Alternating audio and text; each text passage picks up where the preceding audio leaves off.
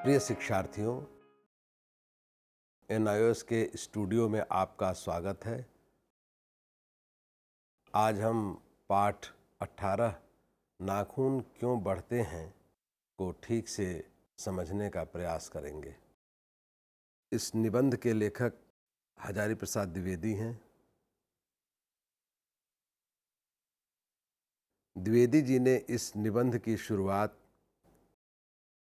इस बात से की है कि एक छोटी लड़की ने उनसे पूछ दिया कि आदमी के नाखून क्यों बढ़ते हैं। मैं कुछ सोच नहीं सका, वो कहते हैं। हर तीसरे दिन नाखून बढ़ जाते हैं। बच्चे कुछ दिन तक अगर उन्हें बढ़ने दें तो माँ बाप अक्सर उन्हें डांट देते हैं, पर कोई नहीं जानता कि ये नाखून क्यों बढ़ते हैं। काट दीजिए, वे चुपचाप दंड स्वीकार कर लेंगे, पर निर्लज्ज अपराधी की भांति फिर छूटते ही सेंध पर हाजिर। द्विवेदी जी इस निबंध में बताते हैं कि कुछ साल पहले की बात है, जब मनुष्य जंगली था। उसे नाखून की जरूरत थी। उसकी जीवन रक्षा के लिए नाखून बहुत आवश्यक थे। नाखून ही उसके अस्त्र थे। दांत भी थे, पर नाखून के बाद ही उनकी जगह थी। फिर धीरे धीरे वह अपने अंग से बाहर की वस्तुओं का सहारा लेने लगे। पत्थर के हथियार बनाए, लकड़ी के हथियार बनाए, आगे चल के हड्डियों के भी हथियार बनाए।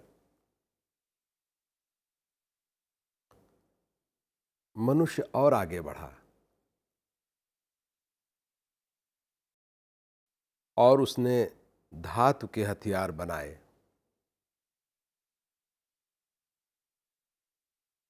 जिनके पास लोहे के अस्त्र और शस्त्र थे, वे विजयी हुए।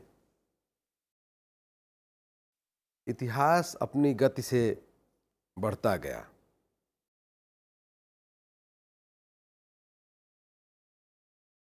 और युद्धों में हमेशा लोहे के अस्त्रों ने बाजी मारी। आगे चल के मनुष्य ने बंदूकों, बमों, कारतूसों और बम गिराने वाले जहाज़ों का आविष्कार किया। यह बात हम सबको मालूम है। नाखून रखने वाला मनुष्य एटम बम की ओर चल पड़ा।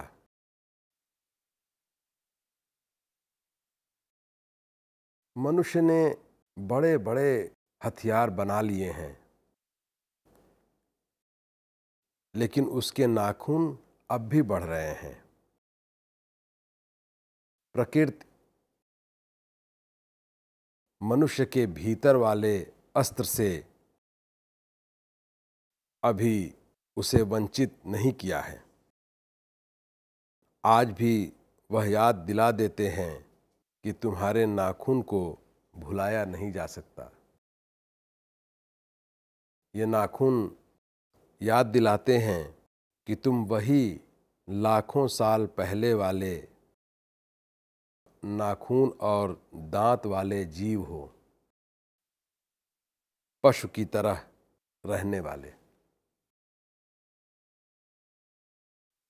ये नाखून रोज बढ़ते हैं। ये नहीं जानते कि मनुष्य को इससे ज्यादा बड़े हथियार मिल चुके हैं। मनुष्य अब नाखून को नहीं चाहता। नाखून काटने से क्या होता है? मनुष्य की बर्बरता कहाँ घटी है? वह तो बढ़ती जा रही है। शिक्षार्थियों, कुछ साल पहले मनुष्य ने नाखून को अपने आनंद और सौंदर्य के लिए उपयोग में लाना शुरू किया था। उसे त्रिकोण के आकार में, चंद्राकार और अलग अलग आकार में काटकर अपने सौंदर्य को बढ़ाता था। अलग अलग प्रांतों के लोग अलग अलग तरह के नाखून रखते थे। इस निबंध में द्विवेदी जी यह चिंता दिखाते हैं कि मनुष्य किस ओर बढ़ रहा है, पशुता की ओर या मनुष्यता की ओर। अस्त्र बढ़ाने की ओर या अस्त्र काटने की ओर। उस छोटी लड़की ने जो सवाल पूछा था कि नाखून क्यों बढ़ते हैं, वह सवाल मनुष्य जाति से ही पूछा था। जानते हैं नाखून क्यों बढ़ते हैं? नाखून इसलिए बढ़ते हैं कि ये हमारी पशुता के अवशेष है।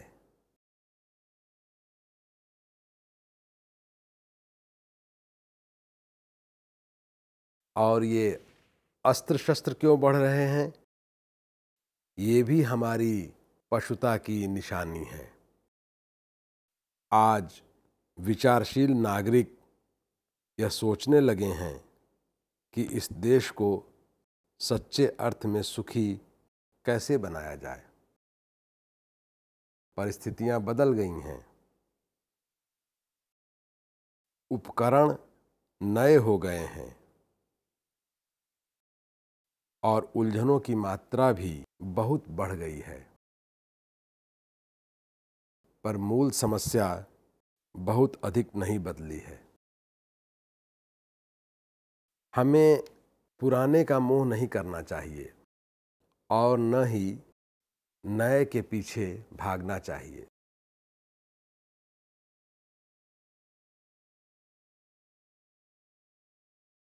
एक कवि ने कहा है कि सब पुराने अच्छे नहीं होते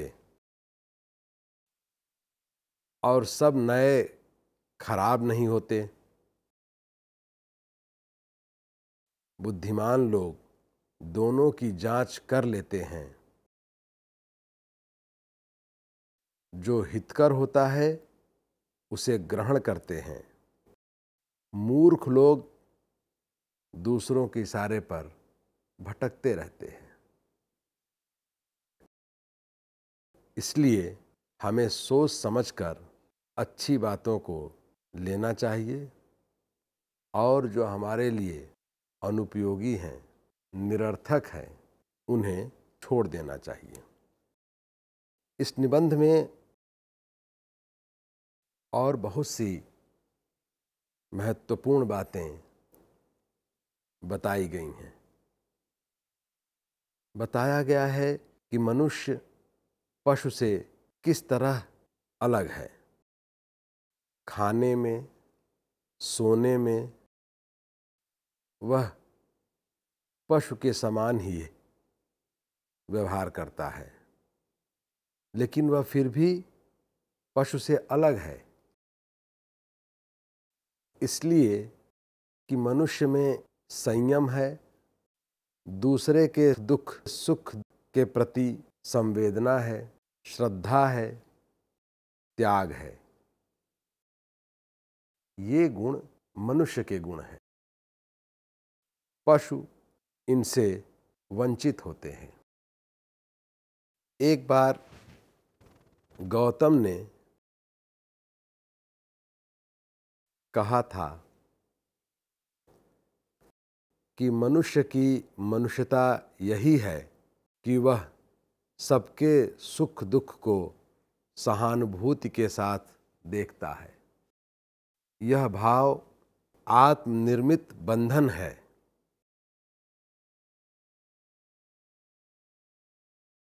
जो मनुष्य को मनुष्य बनाता है। प्रश्न यह है कि मनुष्य को सुख कैसे मिलेगा। बड़े बड़े नेता कहते हैं वस्तुओं की कमी है और मशीन लगाओ और उत्पादन बढ़ाओ और धन की वृद्धि करो और बाह्य उपकरणों की ताकत बढ़ाओ। लेकिन इस देश में एक बूढ़ा था। उसने कहा था बाहर नहीं भीतर की ओर देखो। हिंसा को मन से दूर करो। झूठी बातों को हटाओ। क्रोध को और द्वेष को दूर करो। आराम की बात मत सोचो, प्रेम की बात सोचो। जिससे आत्मा को संतोष मिले वह बात सोचो। काम करने की बात सोचो। उसने कहा प्रेम ही बड़ी चीज है, क्योंकि प्रेम हमारे भीतर रहता है। उस बूढ़े की बात लोगों ने कितनी मानी या नहीं मानी, उसे गोली मार दी गई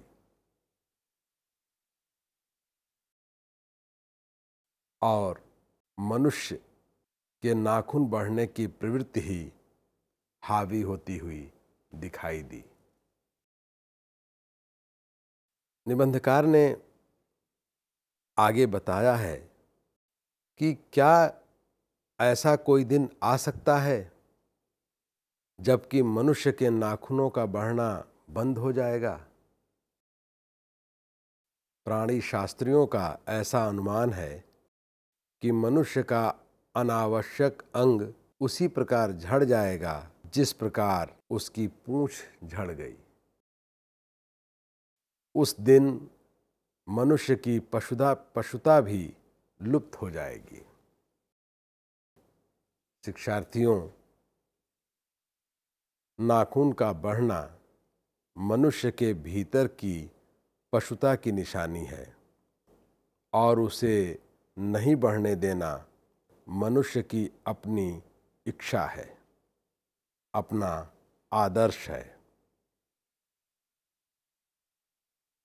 निबंध के अंत में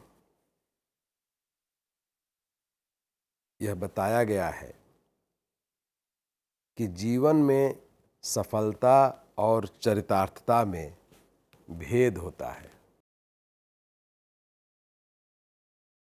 मनुष्य आडंबर को, बाहरी उपकरणों को, मारण अस्त्रों को, युद्ध को सफलता का नाम दे सकता है, लेकिन मनुष्य की चरितार्थता तो प्रेम में है, मैत्री में है, त्याग में है, अपने आप को सबके मंगल के लिए दे देने में है। क्या आपने कभी सोचा है कि आज से लाखों साल पहले आदिम युग में, जब मनुष्य और पशु में बहुत अंतर नहीं था,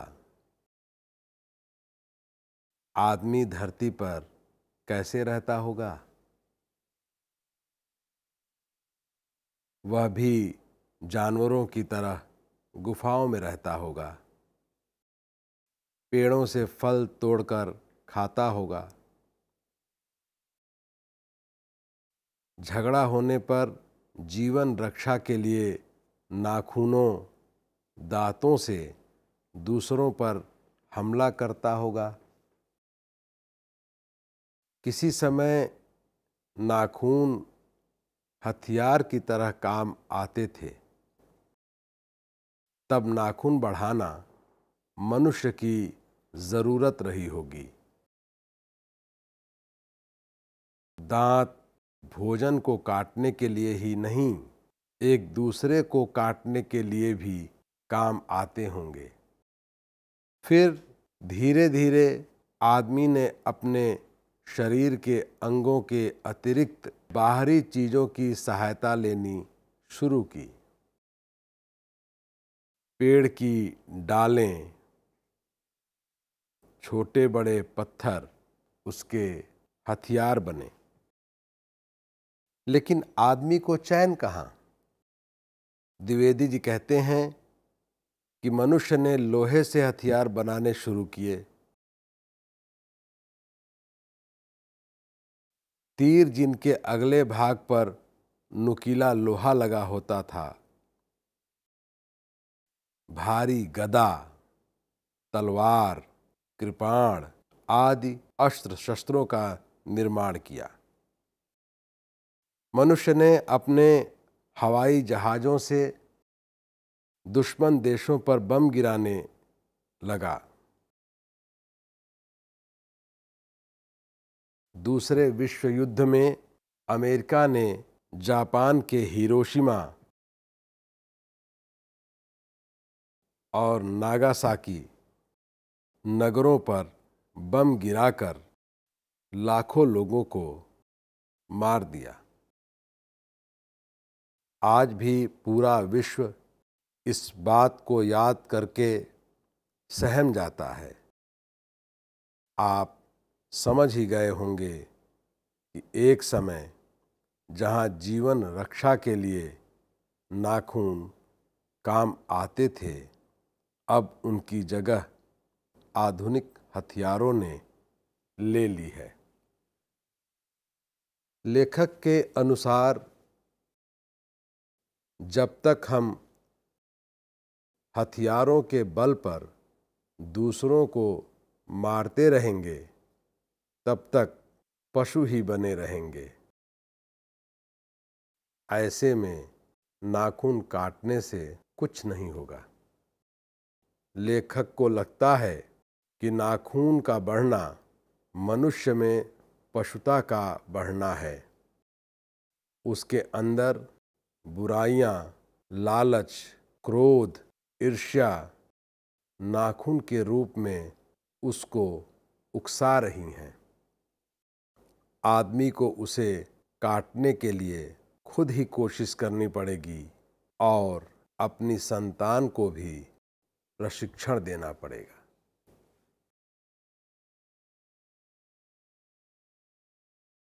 शिक्षार्थियों, आइए पाठ के अंत में एक बार फिर से इस पाठ के मूल बिंदुओं को समझने का प्रयास करें। पहला बिंदु है, लेखक की यह सजीव कल्पना कि नाखूनों का बढ़ना मनुष्य की आदिम पशुवत जीवन की निशानी है और उन्हें काटना मानवीय, सभ्य एवं संस्कारित होना है। दूसरा बिंदु है, अधिकाधिक और विकसित अस्त्र शस्त्रों का निर्माण मनुष्य का ऐसा आचरण है जिसके मूल में पशुता है। तीसरा बिंदु है, पशुता को हराने के लिए स्व का बंधन आवश्यक है। चौथा बिंदु है, संयम एवं दूसरों के सुख दुख के प्रति संवेदनशील होना ही मनुष्य को पशु से श्रेष्ठ बनाता है। अगला बिंदु है, महात्मा गांधी ने बाहरी सुख एवं सफलता को छोड़कर भीतरी सुख यानी प्रेम और शांति पर बल दिया था। अगला बिंदु है, विश्व शांति और मानव मात्र का कल्याण हमारा लक्ष्य होना चाहिए। और अंतिम बिंदु है कि सफलता का अर्थ व्यक्तिगत उपलब्धि है। दूसरों की हित चिंता करनी चाहिए और यही मनुष्य का सबसे बड़ा कर्तव्य है। शिक्षार्थियों, आपने नाखून क्यों बढ़ते हैं निबंध को धैर्य के साथ सुना, समझा, इसके लिए आपका बहुत बहुत धन्यवाद।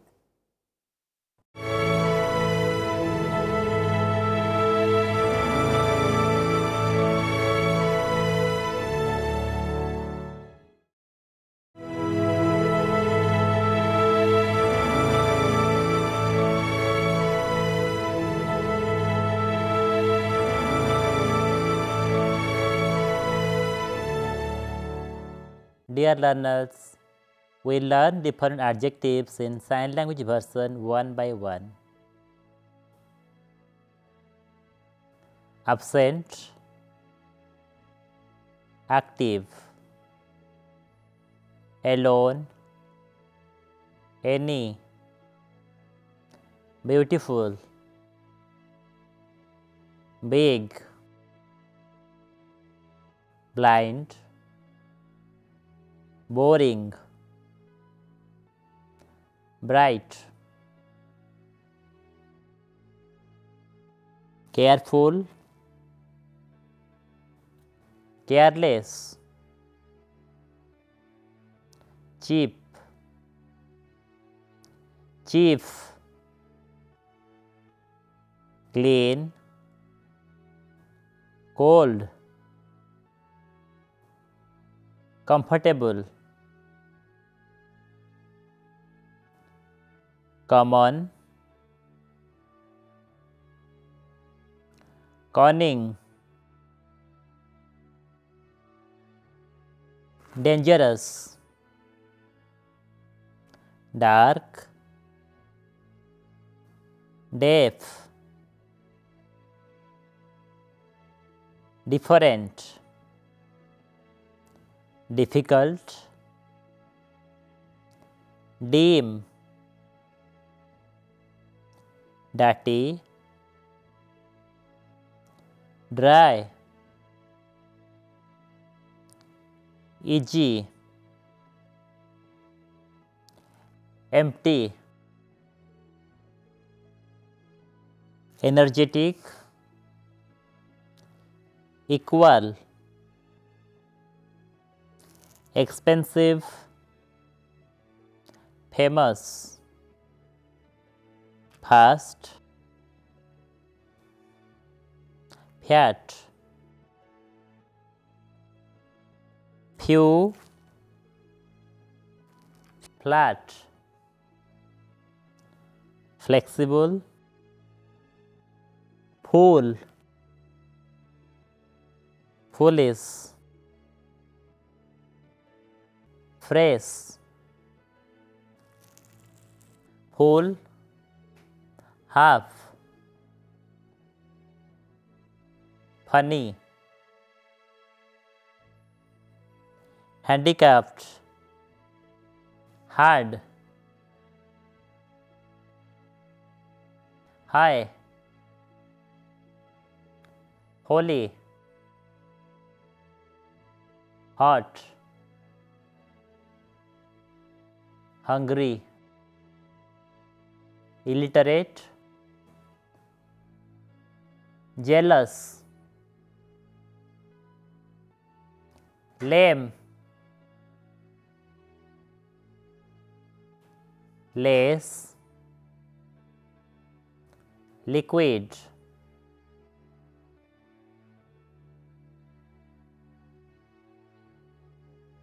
little, long, luge, loud, low, lucky, many, more, much, mute, narrow, necessary. Thank you, learners, for watching us.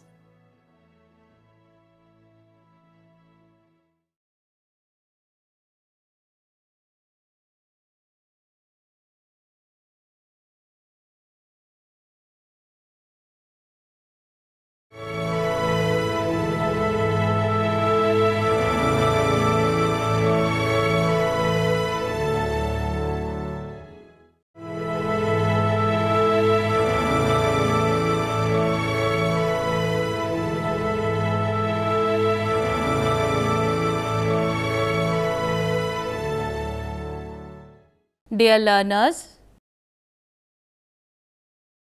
I welcome you to NIOS Studio.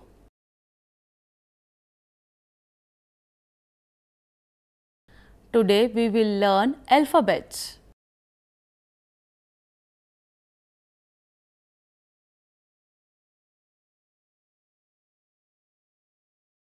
We will sign these alphabets one by one.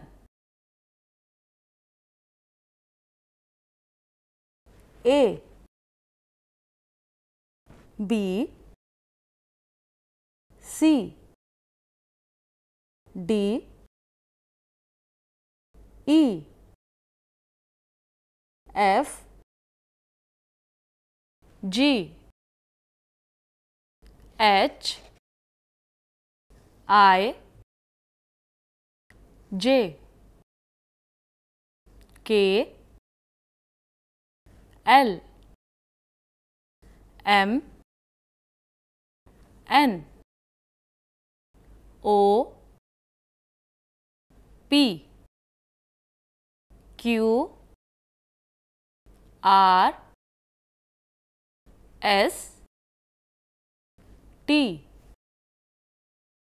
U, V, W, X, Y, Z. Thank you for watching us. Hope it's useful for you. For any kind of learning support, you contact us. For more information, log on to www.nios.ac.in. Thanks once again.